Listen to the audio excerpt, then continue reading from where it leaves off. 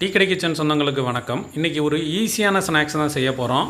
நம்மள நிறைய பேர் ஏதாவது ஸ்நாக்ஸ் செய்யணும்னு நினச்சா நிறைய பொருள் அது இதுன்னு தேடி அலையாமல் வீட்டில் இருக்கிற கொஞ்சம் பொருளை வச்சே சட்டுன்னு செய்யணும்னு நினைப்போம். நம்ம வீட்டில் எப்பவும் இருக்கிற 2-3 பொருளை வச்சே சட்டுன்னு இன்றைக்கி ஒரு சூப்பரான இனிப்பு போண்டா எப்படி செய்யலாம்னு தான் பார்க்க போகிறோம்.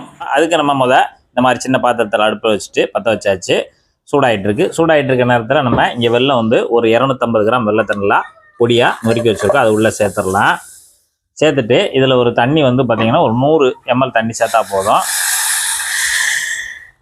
100 ml தண்ணி சேர்த்துட்டு இந்த வெல்லம் வந்து நல்லா கம்ப்ளீட்டாக நமக்கு கரைஞ்சி வரணும். அதனால் கரைஞ்சி ஒரு கொதிச்சு வரட்டும்.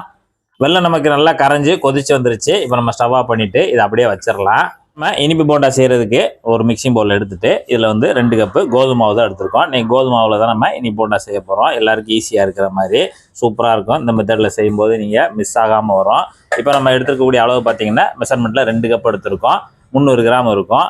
எடுத்துகிட்டு இதில் ஒரு அரை டீஸ்பூனு ஏலக்காய், நல்லா பொடிச்ச ஏலக்காய் ஒரு அரை டீஸ்பூன் சேர்த்துக்குவோம். 2 பிஞ்ச் அளவு தூளுப்பு மட்டும் சேர்த்துக்கலாம். இப்போ ஒரு தடவை நல்லா கலந்து விட்டுடலாம். இதில் மாவோடு சேர்த்து நல்லா கலந்து விட்டுருங்க. கலந்த பிறகு நெய் வந்து ஒரு டேபிள் ஸ்பூனு சேர்த்துக்கங்க. நெய் ஒரு டேபிள் ஸ்பூன் சேர்க்கும்போது நமக்கு சூப்பராக அந்த இனிப்பு போண்டா அருமையாக இருக்கும். சேர்த்துட்டு இப்போ மாவை அந்த நெய் மாவு எல்லாத்தையும் நல்லா கலந்து பிசைஞ்சு விடணும்.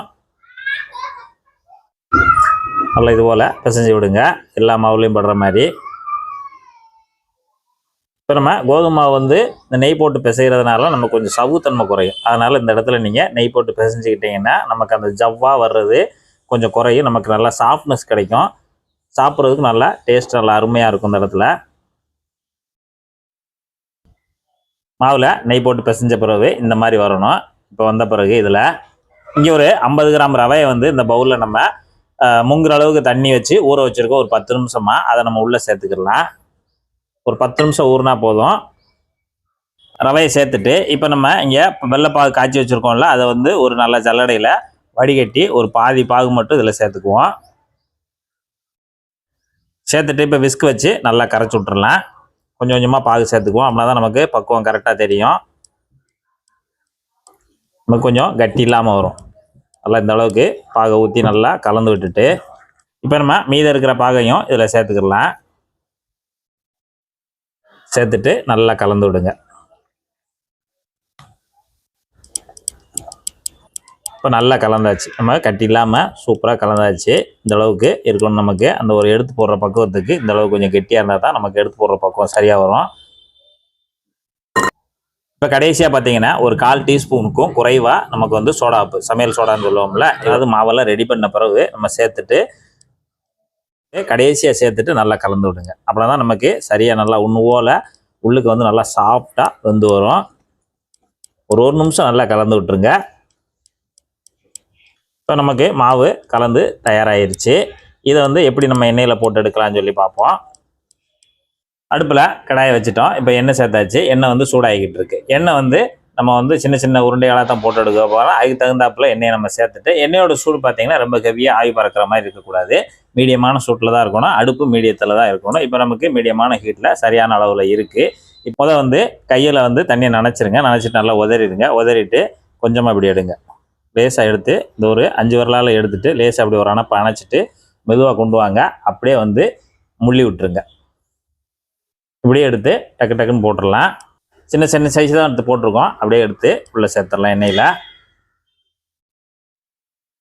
அப்படி மெதுவாக எடுத்துட்டோங்க. அப்படியே இறக்கிடுங்க. நம்ம வந்து கொஞ்சம் மாவு இலக்கமாக இருக்கனால நமக்கு சைஸு இந்த மாதிரி தான் வரும். ரொம்பலாம் சைஸ் உருண்டு ஒன்று போலலாம் வராது. லைட்டாக அந்த மாதிரி வால் பிடிச்ச மாதிரி தான் வரும். பரவாயில்ல, நம்ம வீட்டில் தானே சாப்பிட போகிறோம். அழகாக இருந்தால் மட்டும் போதாது, நல்லா டேஸ்ட்டாக இருக்கணும். அதுக்கு தான் இப்போ நம்ம எண்ணெயோட சூடுக்கு தகுந்தாப்பில் நம்ம எல்லாத்தையும் உள்ளே சேர்த்தாச்சு. இப்போ நம்ம உள்ளே சேர்த்துட்டு ஒரு நிமிஷம் ஆச்சு. 1 நிமிஷம் ஆனோடனே நமக்கு நல்லா போல் அந்த சைடு வந்துட்டு இருக்கு. இப்போ நம்ம ஜல்லிக்கரண்டியை வச்சு லேசாக திருப்பி விட்டுக்கலாம். இந்த மாதிரி லேசாக திருப்பி விடுங்க. அடுப்பு மீடியத்திலே இருக்கட்டும். இப்போ நம்ம உள்ளே போட்டு திருப்பி விட்டு 2 நிமிஷம் ஆச்சு. 2 நிமிஷத்தில் நம்ம இப்போ ஜல்லிக்கரண்டி போட்டு நல்லா போல் அப்படியே எண்ணெயிலே சுற்றி விடுங்க. அப்படின்னா தான் நமக்கு நல்லா போல் வந்து வரும். இல்லைன்னா அது ஒரே சைடாகவே நமக்கு திரும்பாது. ஒரே சைடாகவே கிடந்துகிட்டே இருக்கும். இப்படி நம்ம ஜல்லிக்கரண்டியை வச்சுட்டு போல் இப்படி ஆற்றி விட்டோம்னா எல்லா பக்கம் நல்லா உருண்டு சூப்பராக வெந்து வரும். இப்போ நமக்கு மொத்தமாக 4 நிமிஷம் ஆகும் இது ரெடி ஆகுறதுக்கு. பார்த்தீங்கன்னா நல்லா சூப்பராக நல்லா செவந்து அருமையாக தயாராகிருச்சு. இந்த சின்ன சின்ன பபுள் வரதான் செய்யும். நம்ம முழுசாக பபுள் வர அளவுக்கெல்லாம் விடக்கூடாது. இப்போ நம்ம அரிச்சு எடுத்துடலாம். இது போல் மீதி இருக்கிற மாவையும் நீங்கள் சூப்பராக ஒரு இனிப்பு போண்டாவாக சுட்டு எடுத்துருங்க கோதுமை மாவில்.